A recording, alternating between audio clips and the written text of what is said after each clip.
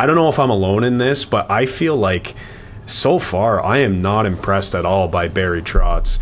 The buyout, like we mentioned, the trade retaining half, having no direction, even the signing, like good in a vacuum, but no direction with the team, and the offer to get the 5th overall pick from Montreal, trading Yaroslav Askarov, the 14th and the 24th pick. Like, that is just, I wish they did that. It would have been a lot of fun, but I just didn't agree with that at all. I can't believe Montreal said no. You're now listening to the Boys in the Booth podcast with your hosts, Harper Cody, Chad Melbourne, and Casey Abrams. That's a big one. That's a big one. Yeah! Good evening and welcome to episode 177 of the Boys in the Booth podcast. Cody, Abrams, and Melbourne with you for this one. Well, boys, summer is off and running, and Canada Day weekend in the books now. How we feeling? Feeling good, loving summer, but man, I am busy, and it's a really weird time of the year where I'm very busy with everything going on, yet I'm constantly checking my phone to keep up with NHL news, so it's like a weird little feeling, and then yet we're 100 days away from opening night, so it's a weird little purgatory we're in right now with the free agencies going on. Yeah, but that being said, we've had some crazy moves happen already, which have been, exciting for me personally. I was a bit upset with Brad Treliving's debut with the Maple Leafs, but then, as we rolled into day 2 and 3 of free agency, I was a bit more happy with the signings that he made. But it's been a pretty hectic last week or so, all things hockey, so it's been kind of nice.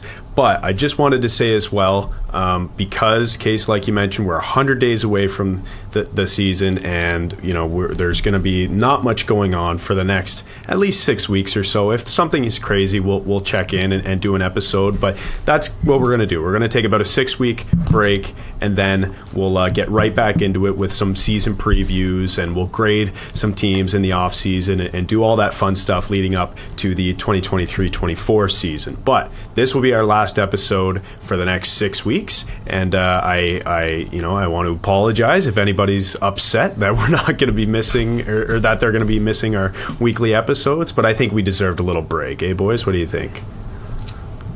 I'm ready for a break. Yeah, good time to take one, and so yeah, there you go. And hey, our listeners won't have to listen to us go on about stuff for 6 weeks, so that's nice for them as well. But yeah, doing good, guys. Good weekend. We had the Thousand Islands Regatta, of course. That's a big weekend in my neck of the woods, so that was great, and I feel like I'm still trying to catch up on all the signings over the weekend. I feel like every day there's one that I didn't see that's sort of a minor one that just kind of sneaks in there and that I didn't see over the weekend. But yeah, it was crazy, and so we're gonna talk about a good chunk of that in this episode, and we'll try to keep it quick. And so basically, what we've done is we've separated 2 groups of 5. So we're going to be talking about guys that we're focusing on for average annual value, the AAV of their deals, and then focusing on term as well, because there were some deals that were given out that had some good term on it. So we're going to do 5 for each and grade each deal and just give something quick on each. And so that is how we're going to do this episode and sort of digest from all the signings over the weekend, or a good chunk of them, the most notable ones. So why don't we start with the AAV group, guys? And I've tried to put it in order of, from highest to lowest. And so we'll start with really the best defenseman available on the market, and that was Dmitry Orlov, who, of course, longtime Washington Capital. He goes to Boston at the deadline, does pretty well there, and then goes to another Stanley Cup contender in the Carolina Hurricanes. It's a 2-year deal, but a pretty sizable AAV at $7.75 million a season. So, Case, we'll start with you. Your thoughts on this deal to kick us off, and your grade as well. Orlov to the Canes. Yeah, Carolina's having themselves a really good offseason, and it's scaring me because they're in the Devils division, and obviously they're making a push to go for the Cup this year. And I mean, they were close last year until they got absolutely swept again. I'm going to give this deal an A-. What I wonder is, what would Orlov's contract be if he never played for Boston? If he continued with the Capitals, I'm thinking he might be $1.5 million cheaper. He had a very good stint with Boston, putting up some ridiculous numbers, and then in the playoffs, he was one of their only guys who shined. But what I wonder is, was this a product of playing on the best team in NHL history, or is this Dmitry Orlov, and is he a $7.75 million guy? That being said, it's only 2 years, and they have the cap space. They're making the push to go for it this year, so I am going to give it an A-. The one thing that's going to stop me from A+ is because, like I said, what happened if he wasn't with Boston? And the other thing being, next year, Carolina's going to be in a bit of cap hell when the likes of Aho, Teravainen, Nakash, Martinook, Drury, Jarvis, Suzuki, Nason, all of these guys need a deal next summer. So yep, I'm thinking that this one and maybe another one we're going to talk about here soon might hurt them next year.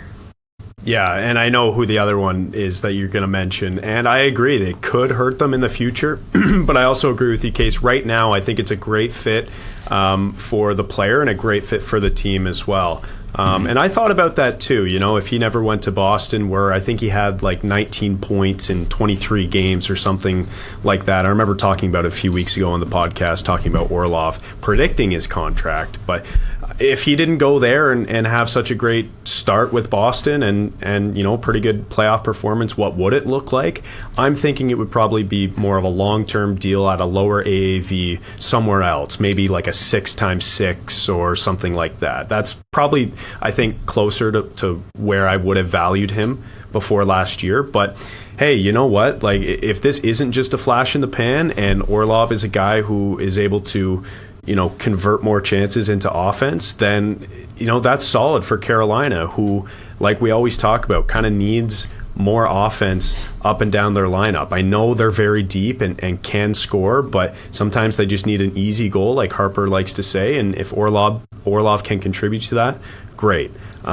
I gave the deal B+, so a little bit of a lower grade than you did, Case, but still a pretty good one. I gave it a B+ because I love the 2 years, but I think the AAV is a little bit high just given his entire track record. But for only 2 years, if it goes south, you're not locked into that forever. If you have to eat half his salary and trade it to another team just to, get rid of him to sign other players, like, you're not thrilled about it, but it's also not that big of a deal because it's only 2 years. So a B+, I think it's a pretty good contract.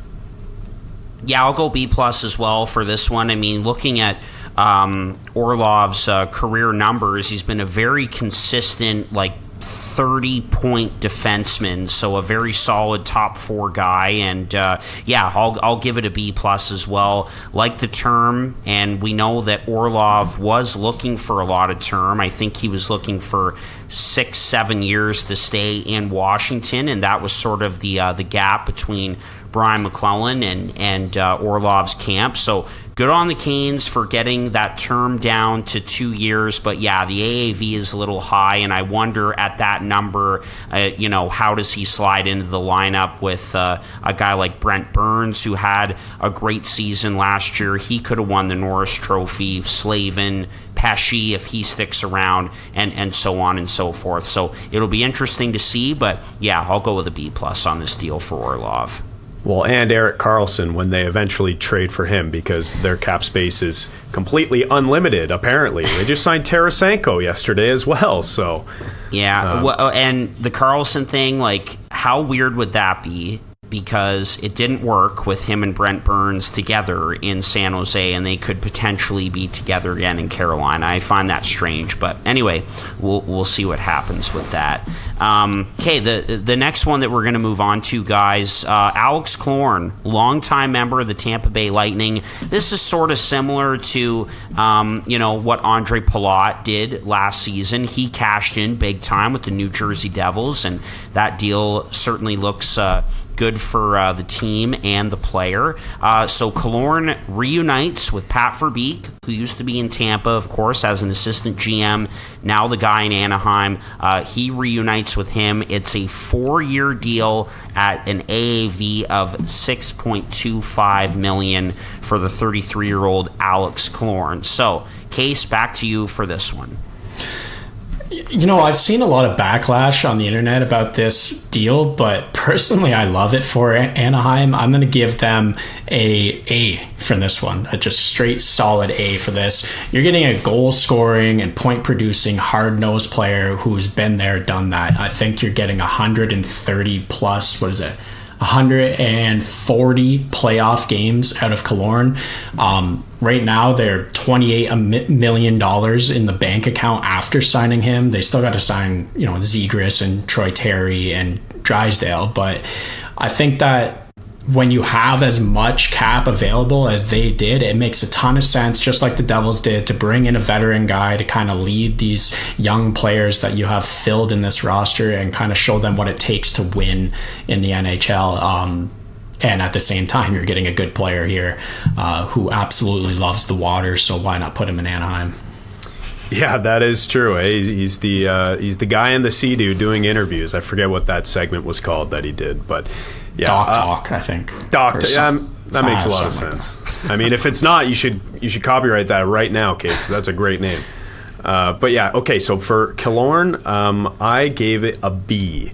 A little bit lower than Casey as well, only because of that 4-year term. I think if it were 3 years, I would be up to a B plus, maybe an A minus. Again, like you said, Case, it really doesn't matter that much because it's in Anaheim and they have a ton of cap space. I just wonder if he looked around the league and, teams were offering him 3 years and Anaheim said, you know what, we'll give you 4. I just wonder if in 4 years' time when he's 37, because let's not forget, he's 33 now, he's not the fastest player and your legs are the first thing to go. I just wonder if at 37 years old, when Anaheim is ready to compete, if that contract is going to be, put a little bit of a damper on the situation, similar to a guy like Patrick Marleau did with the Maple Leafs when he also made, I think it was $625. Clearly different players.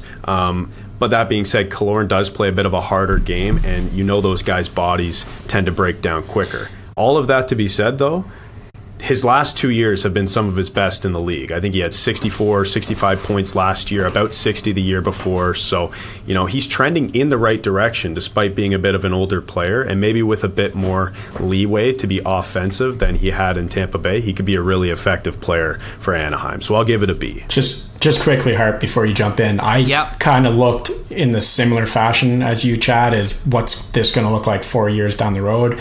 The one thing that actually had me stay in the A category is the Anaheim Ducks cap situation is wonderful at the moment. They have no dead cap, like no bought out players, no one they're retaining salary for, and there's no scary contracts at all on this team. In 4 years' time, you're going to have Killorn and Ryan Strome coming off the books, and that's going to be $11.25 million available to give Drysdale that contract after his bridge contract he's probably going to get right now. I think they're in a great situation, and they're not the Toronto Maple Leafs with 3 players getting paid over $10 million to compare to that Marleau situation. Yes. And also, too, let's not forget with Killorn, it's a player who can currently contribute. It's not like this is just a guy who plays down in the lineup. Like I said, I think he had 64 points last year. And with more of an opportunity to play offensively, I think he could be really important. And the experience speaks for itself, too. It cannot be overstated. A guy who's played that many playoff games, that's super important for the younger players. Yeah. Yep, definitely. And, again, just the connection with the general manager and going back to their days in Tampa, I think that's huge. Anaheim is in a good cap situation. Zegras and Troy Terry are they can get new extensions now. And so I wouldn't think that either of those would be anything more than somewhere in the eights for those two players. So they're set up in a good cap situation to get that business done as well. So I'll give this an A, even though the term is 4 years for a 33-year-old. He's still a productive player, and like we've said before, Case, I think you were the one to say this, 4 years is kind of the new 2 years. Like, they can really maximize the first 2 years of this deal and then just deal with the other 2 years on the back half of that contract when they're still in a good cap situation, when the salary cap is up by that point and they are ready to compete. So for right now, gives them some help. Good, honest, hardworking player with a ton of experience. He knows the GM in Pat Verbeek. So yeah, I'll give this deal an A. And now, a word from our sponsors. This podcast is sponsored by Liquid IV. Whether you're staying active or nursing a hangover, Liquid IV has you covered. Just one stick of Liquid IV in 16 ounces of water hydrates faster and more efficiently than water alone.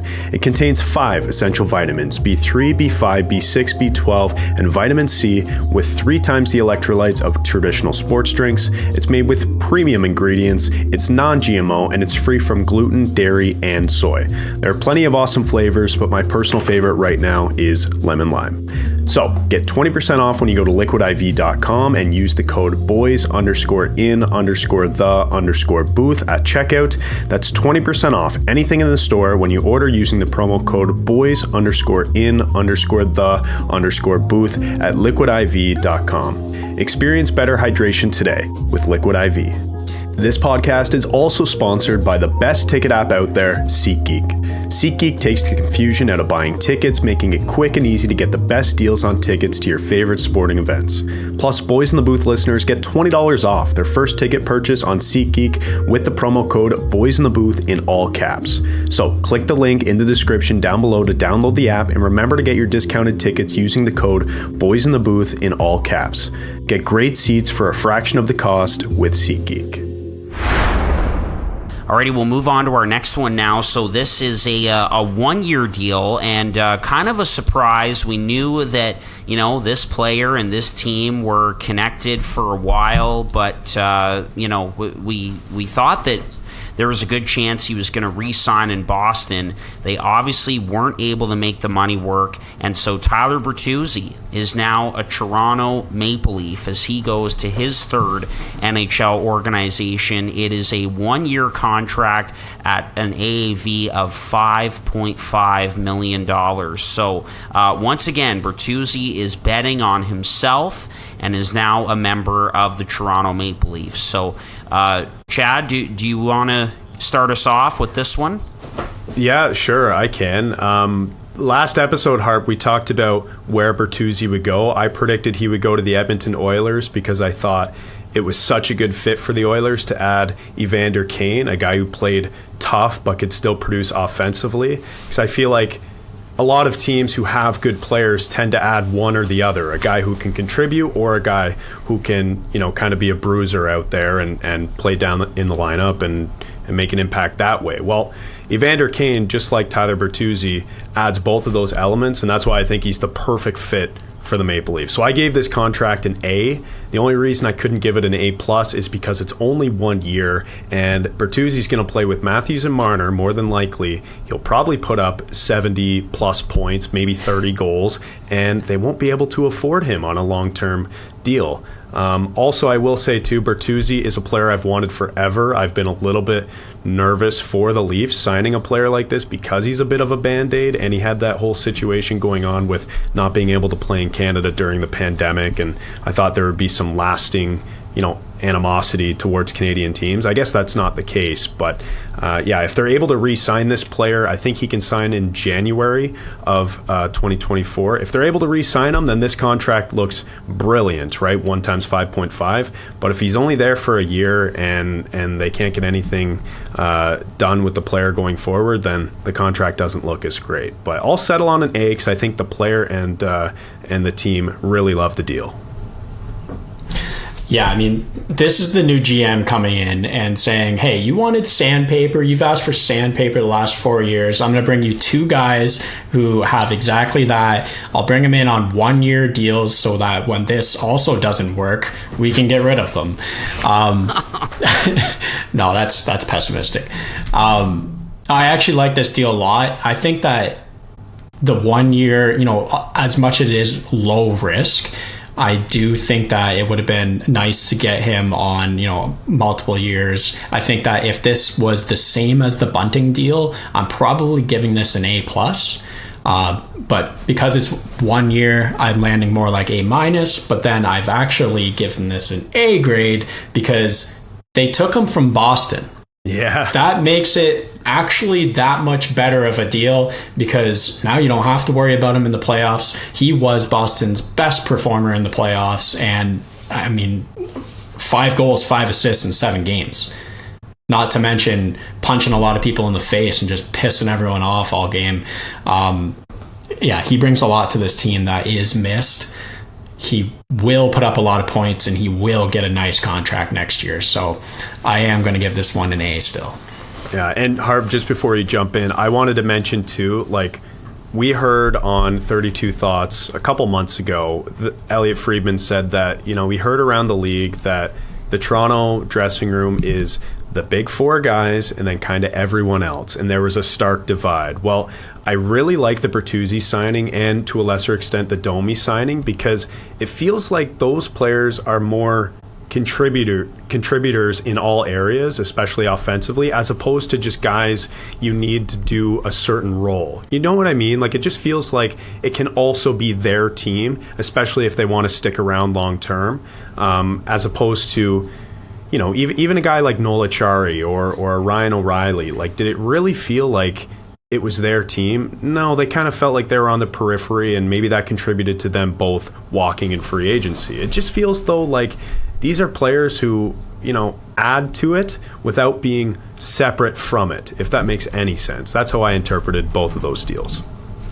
Yep, no, definitely adding a guy like this, and obviously, the other two in Domi and Reeves, it changes the dynamic of that locker room. It makes this team louder and more fiery, and so I like that a lot. But yeah, focusing on Bertuzzi, I think it's a great fit for player and team. He bets on himself again and can slide right in and take that spot that was Michael Bunting's on that left side with Matthews and Marner, put up a ton of points, and then go from there. He's looking at a nice contract for next year, we all expect. But I'll give this an A as well. I think it's a great fit. He does a little bit of everything.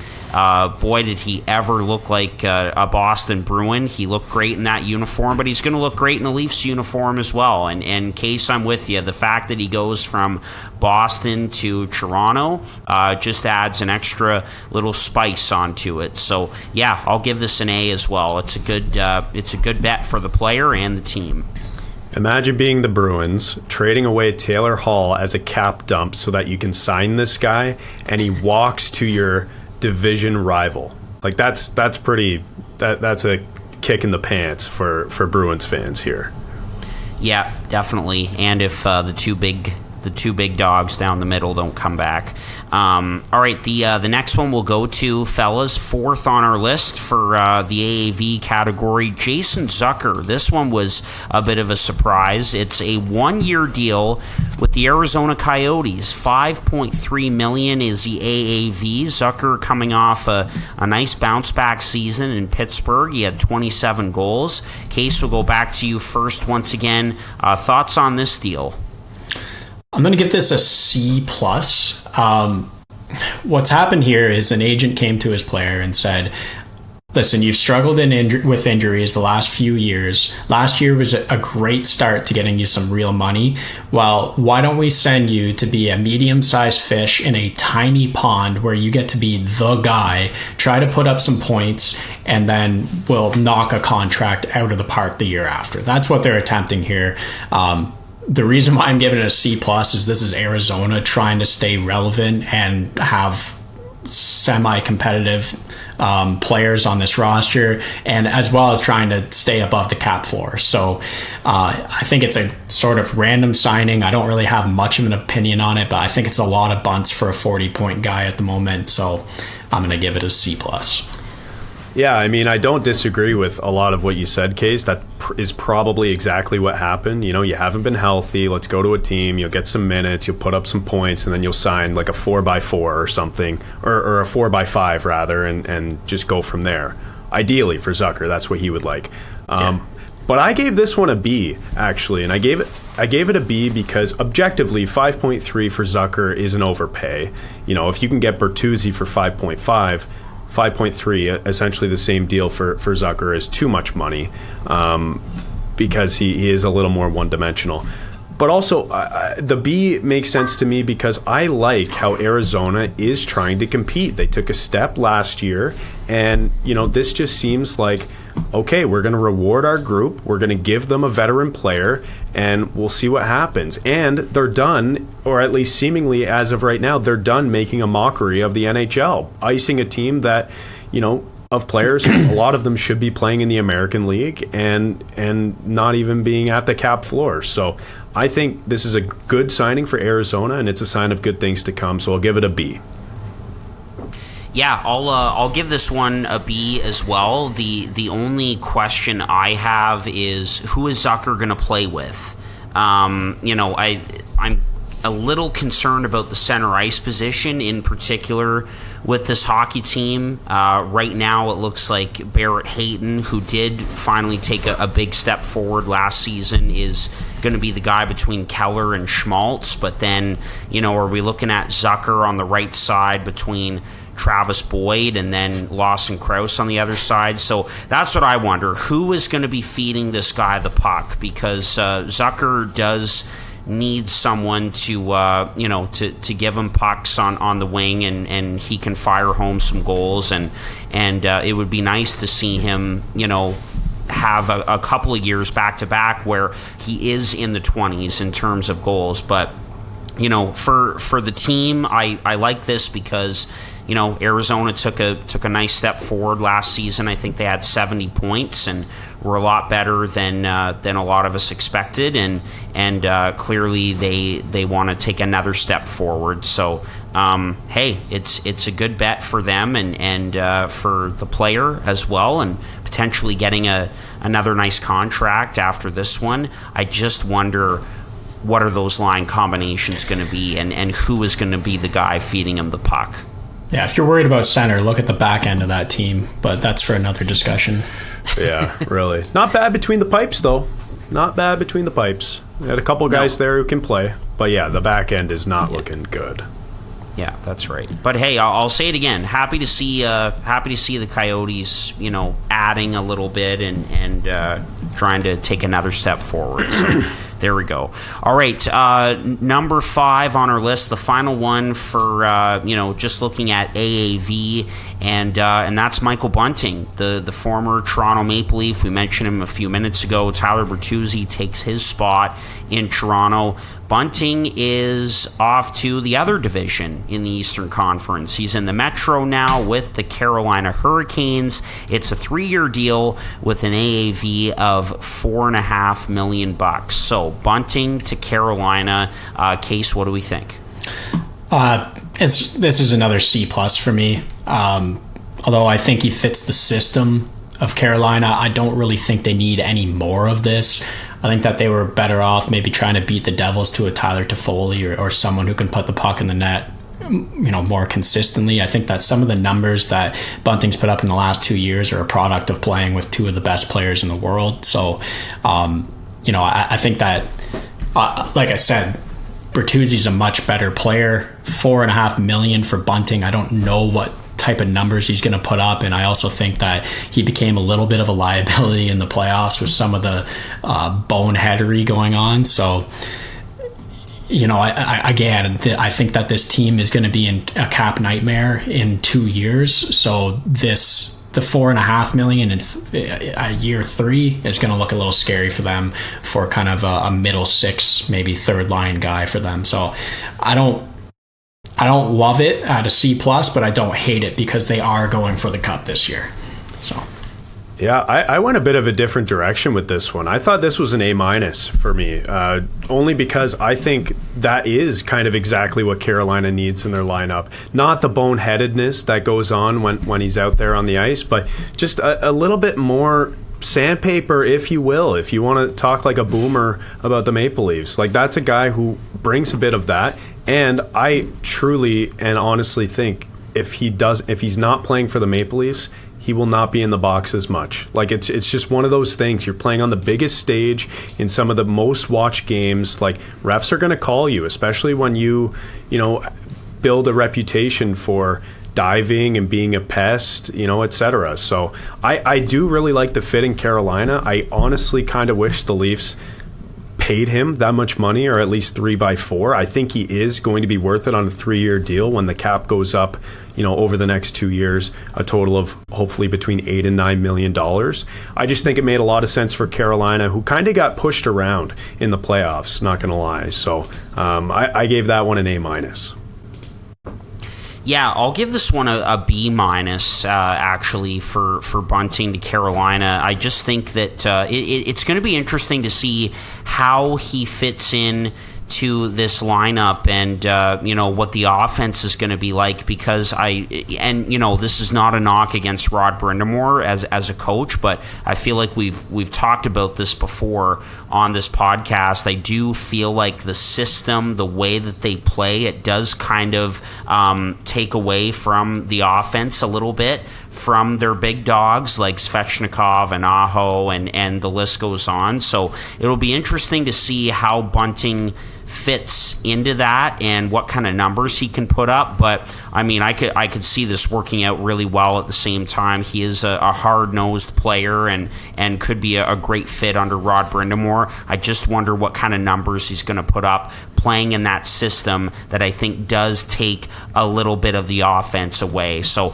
I'll give this a B-. Well, and I don't think it would shock anyone if his production dropped even significantly. Like, he will not be a 60-point player in Carolina, but if he puts up 40 points and, can work the forecheck and get it to the guys on the top 2 lines, like, I don't have a problem with that, and brings a different element than a lot of players on that Carolina team bring. Like they've got a guy like Martinook who plays hard, but like in terms of guys who score goals, like I don't think they have many players who bring both elements. So I thought it was a good fit, but clearly, we're all over the board here. We've got A's, B's, and C's. So maybe that means we'll just have to wait and see and see what it looks like after 3 years. No, that's good. We've got some different grades all across the board here. Another contract that's going to be a problem for them, we think, in a couple of years, is that Kotkaniemi deal, you would have to think. So it's going to be interesting to see what happens in Carolina. But they're going for it, as they should, because I think they're close. All right, so that does it for our list of 5 for guys that got some pretty good AAVs on the open market and a little bit of term there. But now we're going to focus on term. So we'll start that list now. And right at the top is a move that Kyle Dubas made in Pittsburgh as, I guess, acting general manager and, president of hockey ops. Ryan Graves, former New Jersey Devils defenseman, he moves on. He goes to Pittsburgh. It's a 6-year deal, and the AAV is $4.5 million. So Graves, a good top 4 defenseman, gets himself a nice long-term deal in Pittsburgh. Case, what do you think about this one for the former New Jersey Devils blue liner? I'm going to call this a B. Pretty middle of the road signing. I don't think that they got great value here. I don't think that they overpaid. 6 years is certainly a lot of time, and that just reeks of Kyle Dubas. But I think I'm interested to see what Ryan Graves can do with a little more ice time in Pittsburgh and kind of maybe being the guy on the back end there other than, Letang. So I think it could be interesting to see when he gets more of a look what he can do. I was happy with him throughout the year in New Jersey, although this year his production kind of took a step back, and then in the playoffs he really disappeared, especially physically. I was pretty disappointed with his lack of presence in front of the net. So I'm excited to see what can happen to Ryan Graves here. I don't think $4.5 million is outrageous for him. I think 6 years is a long time, so we'll see how this turns out. But no, I think it's middle of the road, so I'm going to give it a B. Yeah, you nailed the case. I'm also giving it a B. I think it makes sense for a guy like Dubas and a team like Pittsburgh, who clearly has a very tight window to compete and needed to turn things around and add, not only on the back end but everywhere. So I don't hate the contract. 6 years, maybe that's just kind of future-proofing it a bit as the cap goes up. And to get a big guy who is mostly physical, who plays hard defensively, eats shots all the time, and is pretty rangy, I think that's a solid deal. And like I said, I think Pittsburgh and Kyle were a little bit handcuffed because Kyle was told as he went in, listen, let's run this back, fill out around the core and see what happens. I don't think 4.5 is a terrible number. Would I rather have him than John Klingberg on the back end? Honestly, maybe at similar cap hits. I know it's 6 years, but I mean, just depends on team fit and what you want out of that defenseman. So I don't hate it at all. I think it's pretty much what we expected Graves to get. Some people are going nuts and saying that look at his production, and it's well, you have to look at what the player brings, and I think he brings a lot more than just points, because again, like Case said, doesn't put up a ton of those. But yeah, I'll give it a B as well, Case. I think you nailed it. Oh yeah, there's times where when he and John Marino were playing together, I felt comfortable every time they were on the ice, and that's a good good state to be in. Mm-hmm. Yeah, no, and looking at Graves' numbers, the last 2 seasons he has been over 25 points. So I think that that's sort of the number you're looking at for a top 4 defenseman like that with size. He's only 28 years old still. So with the term of this contract, I think, again, you're looking at maximizing those first 3 or 4 years of the deal. And then the last, 2 or 3 years may cause you some headaches. But yeah, for Pittsburgh, they're obviously looking to get right back in it and reshaping the roster, and they needed to do something on the blue line. And the trade that sticks out like a sore thumb is the John Marino deal with the New Jersey Devils. Ty Smith just has not gotten back to the player that he was in his first year in New Jersey, and so that one really sticks out. And adding a guy like Graves should help in the first half of that deal. So I'll go with a middle of the road grade as well. Stick with you guys and go with a B for this deal for Pittsburgh. Alrighty, we'll move on to our next one. It's another former New Jersey Devil. Miles Wood moves on from the Devils to the Colorado Avalanche, and I think you guys will agree with me, the term on this deal is probably the most surprising. It is also a 6-year deal with an AAV of $2.5 million. So probably one of the more surprising deals from free agency over the weekend. I think that's fair to say. Miles Wood, 2.5 times 6 with the Colorado Avalanche. Case, what do you have to say about this one? I'm going to give it a B minus, actually, and I think that's going to surprise a lot of people. Wow. I think the AAV makes, some good sense here. The 6 years is wild. I don't know. You don't hear about that very often unless you're on the New York Islanders, but especially for a guy who suffers from injuries like he does. But the real reason I'm going to give it a B minus is because I think with some more ice time and some good health, Miles Wood could have demanded some decent money, some bunting money in 2 years. So if he pans out, he stays healthy, you play him on your third line or maybe throw him up on the second line every once in a while, or put him in front of the net on that good power play, I think he can put up some good numbers, and in 2-3 years time this contract looks pretty good. Now there is a lot of risk in signing him for 6 years. Not a nothing AAV, but I don't know. I still like this because I think that this is a player that really needed a change of scenery. He was getting buried in New Jersey. He suffered with injuries. So I'm excited to see what Miles can do. Great locker room guy, great community guy. I can't say enough good things about Miles Wood, except it was time for him to move on. Yeah. So, Case, you gave it a B-. That was the grade? Yeah. I'm going to go with a D+ for this one. I was absolutely shocked when I saw this deal. $2.5 million for 6 years for a guy who could not get into the lineup on the New Jersey Devils. I know New Jersey was good and he was injured, but come on, 2.5. I thought this guy was going to get 1x1 on a prove-it deal. That is shocking to me. But you know what? It wouldn't surprise me either if it works out in Colorado, just because of the team that they have there. And if he plays elevated minutes, like you said, Case, it wouldn't shock me at all. What I've learned from this free agency this year, this free agent period, is that I want Miles Wood's agent, or Justin Hall's agent, honestly, because he got a whopper of a deal. Or if I'm a player, I want to be signing and negotiating with Lou Lamoriello, because then you're going to get signed forever, like everyone on that team who got 7 years or 7+ years. And I just wanted to say, too, there's a reason we're not talking about all those players. They were re-signings, not free agents on the open market who went to a different team. Yeah. But wow. Lou Lamoriello, cash and checks he's not going to have to pay. No, sir.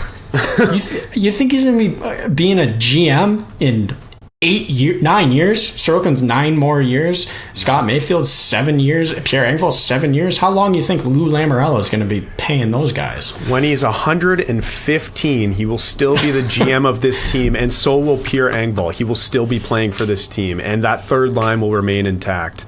But yeah, anyway, back to Wood. Or fourth line, I guess now. It started as a third line. It's been there forever. Miles Wood, though, D+. I thought this was one of the most mind-boggling deals of the day. I think they gambled here. Oh, it's a massive gamble. And I guess maybe I'm just more risk-adverse than Joe Sakic and company there. But I don't know. That seems crazy to me. Harp, what were your thoughts?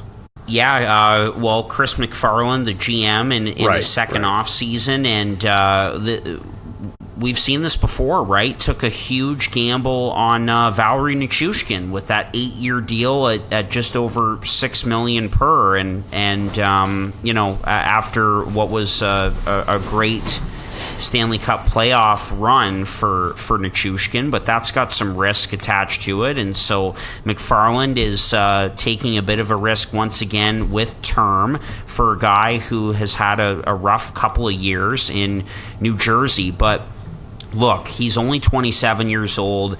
We've seen what Miles Wood can do.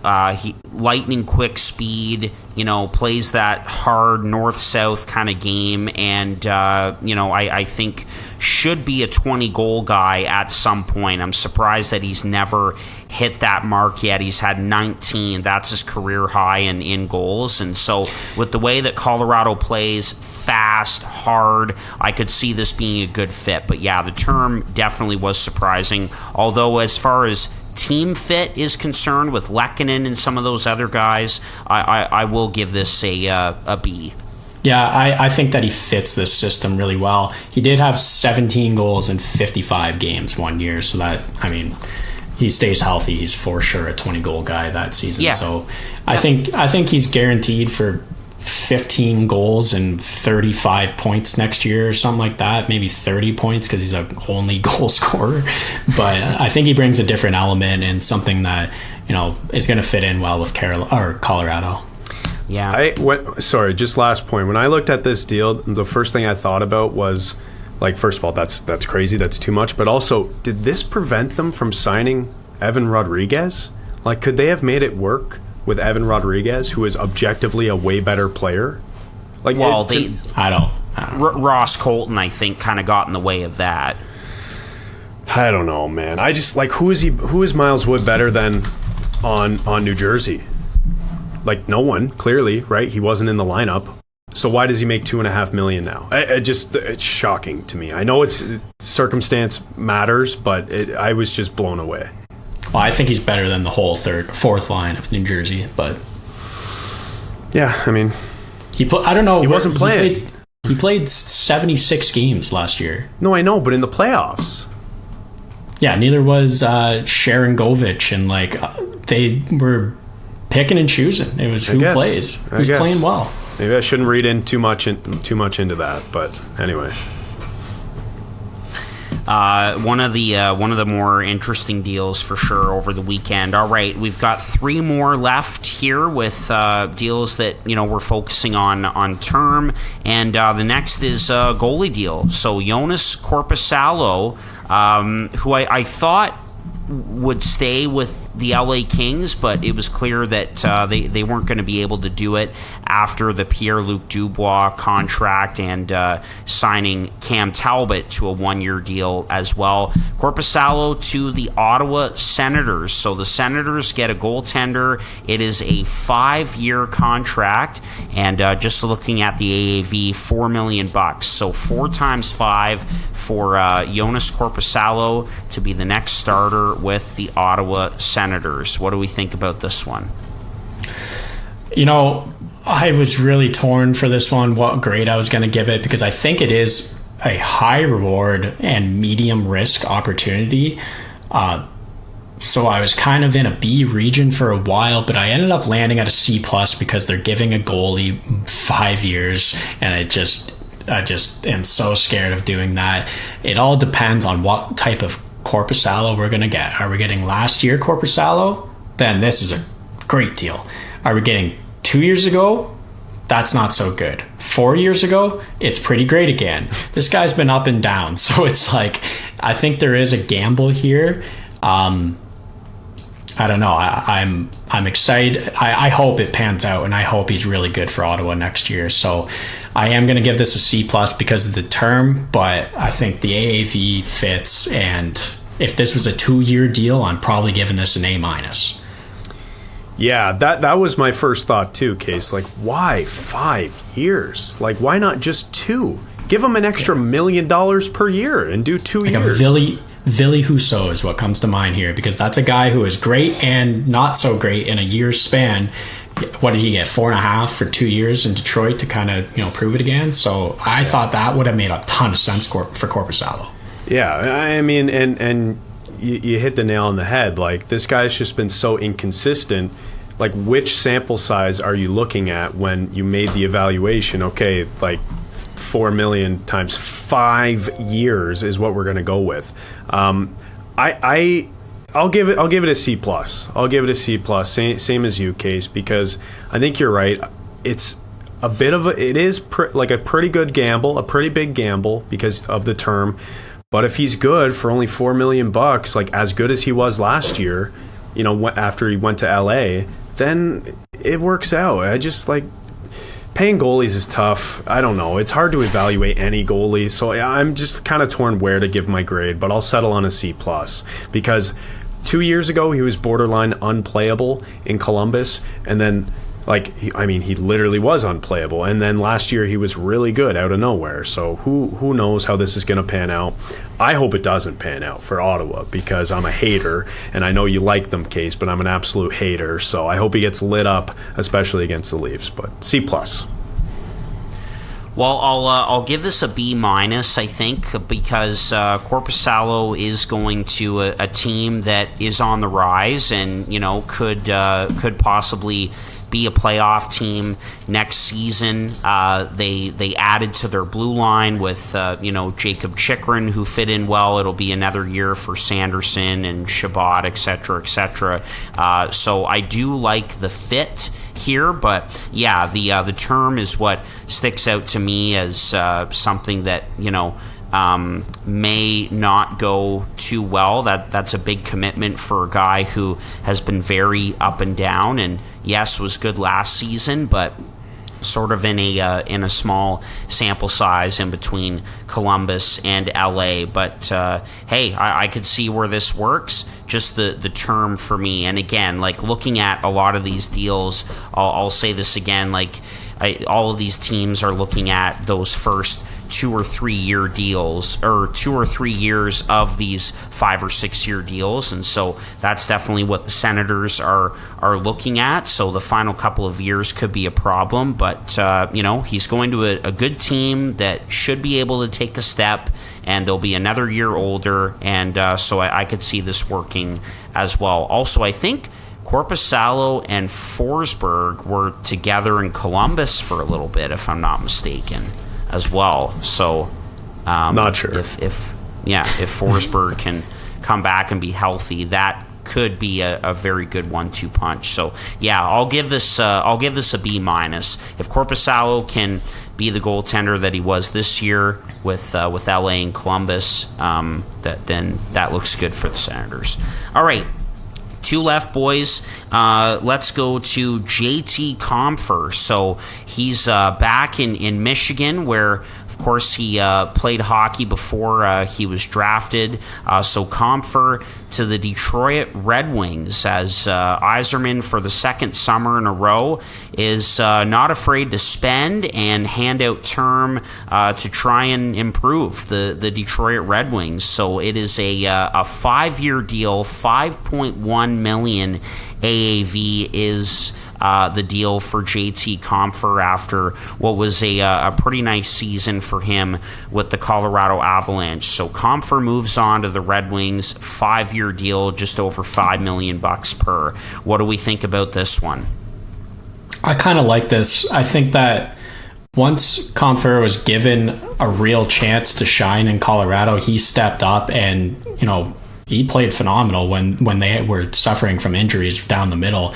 He was on that top line for a bit, and it was really paying off for them. So I think this is a guy that, a little more ice time in Detroit, he can continue to shine, can continue to be a 50-point guy. He plays a good two-way game, and you can play him up and down the line and center and on the right wing. So a little bit of a Swiss Army knife for them here. And when you look at some of the other contracts that they've given out in the last couple of years, you look at Kopp and Perron, I think that this starts looking pretty good when you compare it to those guys. So I'm going to give this a B-. It's pretty middle of the road. You could even give it a B if you wanted to. Yeah, I mostly agree with you, Case. I think the fit for both team and player makes a ton of sense, and I even like the term as well. But the reason I'm going to give it a C+ is because I think the AAV is just too high for what he brings. I know he's a very versatile player, can play up and down the lineup, but I'm just not sure exactly anymore what the direction of the Detroit Red Wings really is. I mean, I know they want to make the playoffs. I just don't know if they're good enough with now adding Compher as sort of your versatile guy, maybe a third-line center. I don't know exactly where he's going to play, but I just don't know if this makes them that much closer to a playoff spot when there are other teams in the Atlantic who are only getting better. So if it were $4 million times 5 years, I would be more comfortable with it, and I would be in the B to B+ range. But I just think it's a little too much money for what he is. And all of that being said, I also want to mention too that if in 3 years the cap does go up a significant amount, that $5 million deal isn't going to look bad at all. It's going to look more like the new 3.5, the new $4 million deal type thing. So a lot of my arguments maybe could be just completely thwarted if the cap goes up by $10 million over the next 2 years. But I just think as of right now, we've seen so much uncertainty with the cap. It's not a guarantee that it will go up. So as of right now, I think 5 times 5.1 is just a little too rich for my blood. So I'll give it a C+. Yeah, I'll go B- here. Compher is a great player, and I think he had close to 60 points last season, and so I would say between 45 and 50 is kind of where he can be. Again, he can play center and wing. He's won a Stanley Cup, and so it'll be interesting to see how this works out. But yeah, I just thought that just over $5 million for 5 years years for this player was a little too much. And, again, we're seeing a few deals now with the Red Wings that it's going to be interesting to see how they play out. Ben Sherratt, Andrew Kopp, who did have his struggles last season with Detroit. That's another big deal as well. So it's going to be interesting to see how some of these deals play out. But yeah, as for right now, I'll give it a B-, although Compher is a good, versatile player. Just looks a little rich right now, for sure. All right, last on our list for guys that we're focusing on with term, and that is Ryan O'Reilly. So another former Maple Leaf, of course, a good deadline ad for Toronto and heading into the playoffs. But Ryan O'Reilly has yet another new destination, and this one was kind of a surprise. He is off to the Nashville Predators. It's a 4-year deal. $4.5 million is the AAV. So, and Barry Trotz, I heard some audio of him talking about Ryan O'Reilly today, guys, and was just giving him glowing remarks. He was obviously very excited to get a player like this in his first offseason as general manager, taking over for David Poile. So what do we think about this one? This, again, another one of the more interesting deals that we saw over the weekend. Ryan O'Reilly, 4.5 times 4 in Nashville. I think that if you look at this signing in a vacuum, it could be a B+, A- type signing. But I can't. I have to look at this combined with Matt Duchene and what happened there. And when you look at that, how much of an improvement is Ryan O'Reilly over Matt Duchene? Not much. Not ridiculous, especially if you look 2 years ago. Matt Duchene was fucking phenomenal. But I'm saying he's not that much of an improvement. And now if you look at next year and the year after, you're going to be paying, if you're counting the dead cap in that buyout, you're paying him like $9.5, $10, $11 million if you look at it that way. So the whole move did not make any sense to me to buy him out and then bring in Ryan O'Reilly for $4.5 million. That just confused the hell out of me. I still don't know where this team is at. They're such a tweener team. They don't have a direction. So I just don't really like the move at all. So I'm actually going to give it a D+. Wow. I mean, Case, there's another factor adding to your argument as well. The fact that they retained half of Ryan Johansson's salary as well in that trade. So there's just more dead money on the books. You traded those, or you got rid of those two guys by different means, and then you bring in Ryan O'Reilly, even though he only makes $4.5 for the next 4 years. Like, that's a lot of dead money to lose two guys and bring in one guy. 2024, 2025, it's $9.5 million of dead, and then $4.5 for Ryan O'Reilly. Yeah, that's too much. I mean, I wasn't thinking about that when I made my pick here, or gave my grade for this deal. I did look at it in a vacuum because I also thought that this deal would have been feasible in Toronto, and by all accounts it was. He just chose to leave to go to a more desirable destination for him. Country guy going to Nashville, out of the spotlight. Not a bad fit for him. I mean, I'm sure he's going to have a great time there. But so looking at it in a vacuum, I agree, Case. I gave it a B. But you're right. Like, when you consider those factors, that's just insanity. I mean, you're paying the dead cap on the buyout, the dead cap in retained salary, and ROR 4.5. You guys know that I don't like buyouts really at all. I think it's one of the laziest ways to free up cap space. It seems like Barry Trotz is just kind of trying to undo a lot of what David Poile built on this team, which, like, fair enough. It's your team now, Barry, and if that's what you want to do, like, go for it. You're perfectly entitled to make any move you want to make, and it's no disrespect to David Poile, who had a great career, but if you want to take the team in a different direction, fine. I just don't know what that direction is, and I don't think Ryan O'Reilly makes them any better, even at a pretty manageable number at 4.5. I thought he was going to get 6 times 6. I thought that would have been too much.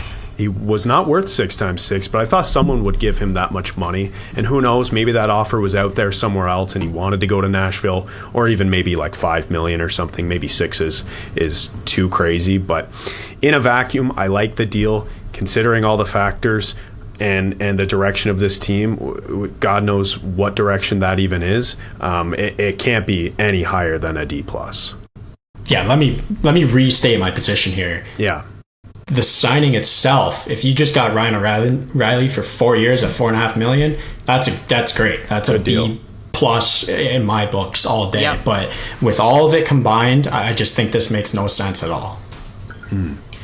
Yeah, no, that's totally fair. And again, this was one of the more surprising deals and one of the more interesting deals from over the weekend, to me at least. It's clear that Trotz wanted to change up the mix in Nashville. They had a great run that 2017 season, but since then it just hasn't been the same. And so, getting out Duchesne and Johansson, the way that they're changing the mix there, it's very similar to what Billy Guerin has been doing in Minnesota. Not sure if you guys mentioned that comparison or not, but clearly they have a lot of faith in Cody Glass to be their second line center and give him a bigger opportunity. And he did have a nice little breakout season last year. Right? He was close to 40 points, and they extended him for 2 years. So clearly they believe in him. He's got O'Reilly there to help him. And so, yeah, looking at this deal in a vacuum, it's a pretty good one. But I can't see it aging too well. And again, it doesn't really match up with where the Predators are at. Like, you look at that forward group in particular, it's going to be filled with a lot of young players, and they're sort of transitioning. And I think that this team is a wild card team at best heading into next season. So an interesting deal for sure. But yeah, looking at it in a vacuum with the way Ryan O'Reilly plays still at this age, with his leadership and everything, it's great in the short term for the Nashville Predators. So I'll give it a C+. It would make a lot more sense if Nashville had a direction. If they were rebuilding and you want to bring in a more experienced cup champ to mentor some of the younger players who come up for the next 4 years, fine, that makes a lot of sense. If they're contending and you need to add a third line center to build and to have some more responsibility in the bottom six, that also makes a lot of sense. It's just the fact that we don't really know what Nashville is doing right now. I think that they think they can compete right now, and that's just not the case. I think if you ask a lot of people around the league, they're going to tell you, like, that team is just straight up not good enough. I chuckled a little bit, Harp, when you mentioned the 2017 year. We're 6 years removed from that. Like, that's ancient history in the NHL. Like, I know some of the guys were there for that year, but like, it is a totally different landscape in the league. Like, you can't hang your hat on something you did 6 years ago. And I think a little bit of that is, and I get well, that. I just think a little bit of that is what they're currently doing. So I think it would make a lot of sense if they had a direction, but they just really don't right now. And also, I wanted to mention too, while we're talking about Nashville, I don't know if I'm alone in this, but I feel like so far I am not impressed at all by Barry Trotz. The buyout, like we mentioned, the trade retaining half, having no direction, even the signing, like, good in a vacuum but no direction with the team, and the offer to get the 5th overall pick from Montreal, trading Yaroslav Askarov, the 14th and the 24th pick. Like, that is just, I wish they did that. It would have been a lot of fun, but I just didn't agree with that at all. I can't believe Montreal said no. Like, yeah. Anyway. For David. For David. Reinbacher. Yeah. No, David ... Anyway. Oh, poor Carey Price. With that, but yeah, I mean, and Askarov, like, he's, just as a side note, like, he may be one of the best goaltenders not in the NHL right now, and is still very young. So interesting times ahead for Nashville now under Barry Trotz, and the team that, of course, just hosted the NHL draft. Man, I tell you, just as another side note, like, we should have a weekend or a week in Nashville. That's for sure. I think that's something that we all need to do. That's for sure. But anyway, that's a wrap on this episode. So there you go. 5 signings where we focused on AAV, and then 5 for term, 10 in total. You can let us know what you think of those signings and any others that you thought were intriguing from the Canada Day long weekend. Boys, do we have anything that we want to say before we wrap up here and take our summer break? We'll be off for 6 weeks, as you mentioned, Chad. Anything you want to add? No? Don't miss us too much. Yeah, exactly. Don't miss us too much. And again, just wanted to say thank you. Thanks for all your support. We always have fun doing this, and looking forward to taking a bit of a summer break, and it's a break for you guys as well. So thanks for listening to episode 177, and have a great summer. We'll chat again soon. This has been another episode of Boys in the Booth with Harper Cody, Chad Melbourne, and Casey Abrams. Connect with the Boys in the Booth on Instagram, Facebook, and YouTube at Boys in the Booth. Visit boysinthebooth.com for show details. And don't forget, you can become a patron of the podcast for just $1 a month at patreon.com/boysinthebooth.